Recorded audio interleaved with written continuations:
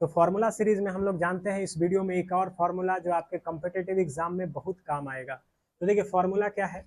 Formula है, अगर हम 1 क्यूब 2 क्यूब क्यूब करके अगर प्रथम n प्राकृत संख्याओं को जोड़े, यानी 1 क्यूब 2 क्यूब से लेकर के n क्यूब तक संख्याओं को जोड़ा जाए, यानी क्यूब करके प्रथम n प्राकृत संख्याओं को जोड़ेंगे तो सीधा सीधा क्या आ जाएगा, ये n into n plus 1 upon 2 का होल स्क्वायर हो जाएगा ये। तो इस बात को आप याद कर लेना। तो इसको शॉर्ट में ऐसे भी याद कर सकते हैं, इसको हम लोग बोलते हैं सिग्मा एन क्यूब। तो सिग्मा एन क्यूब बराबर ये किसका फॉर्मूला आ रहा है, तो पता चला रहे ये तो फॉर्मूला हम पढ़े थे 1 प्लस 2 प्लस 3 प्लस n तक के संख्याओं का योग है। तो इसको हम लोग सिग्मा n बोल देंगे, उसका स्क्वायर।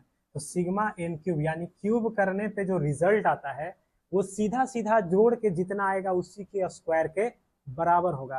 तो जानते हैं इस पे एक सवाल। देखिए सवाल कुछ ऐसा है, बोला जाएगा कि आप under root 1 cube 2 cube 3 cube से ले करके 100 क्यूब तक का सम बताओ कितना आएगा, उसमें भी वर्गमूल है, रूट लगा है। तो हमने अभी पढ़ा है 1 क्यूब 2 क्यूब जोड़ा रहे तो पता चलता है वो तो सिग्मा एन के होल स्क्वायर का फॉर्मूला है। बस फिर क्या था, जब ये क्यूब का हम रिजल्ट जानते हैं सिग्मा एन का होल स्क्वायर, तो रूट स्क्वायर कैंसिल होगा तो सिग्मा एन बचेगा। सिग्मा एन कहने का मतलब n into n plus 1 by 2।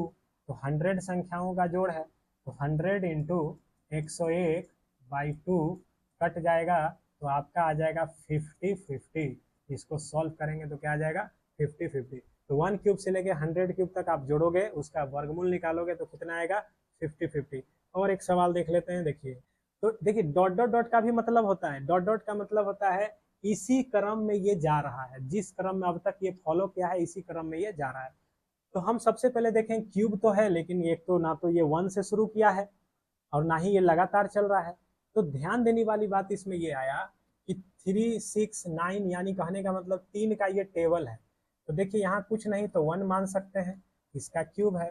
6 को आप क्या लिख सकते हो, 6 को आप लिख सकते हो 3 इंटू 2 का क्यूब है। 9 को क्या लिख सकते हो 3 इंटू 3 क्यूब। उसी तरह से 51 को आप क्या लिख सकते हो 3 इंटू 17 का क्यूब।